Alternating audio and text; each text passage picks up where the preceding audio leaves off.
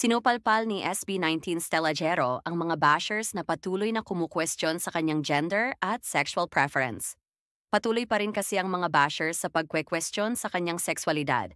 Hindi kasi mamatay-matay ang issue tungkol sa gender preference ni Stel, pati na rin sa isa pang miyembro ng kanilang grupo na si SB19 Pablo. Ayon kay Stel, wala siyang nakikitang problema kung sakaling mangbakla siya. Hindi raw ito isang uri ng insulto para sa kanya na palaging ang ibinabato sa kanila. Dagdag pa ng P-pop star, wala siyang nakikitang problema kung ano man ang iniisip ng ibang tao tungkol sa kanya.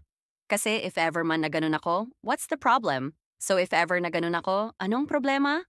So may issue ba tayo if for example maging bakla ako or anything naman na matawag niyo sa akin? Wika ni Stel.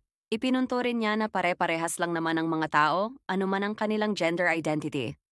Kasi pare-parehas naman tayong tao, pare-parehas naman tayong kumakain, pare-parehas naman tayong dumudumi.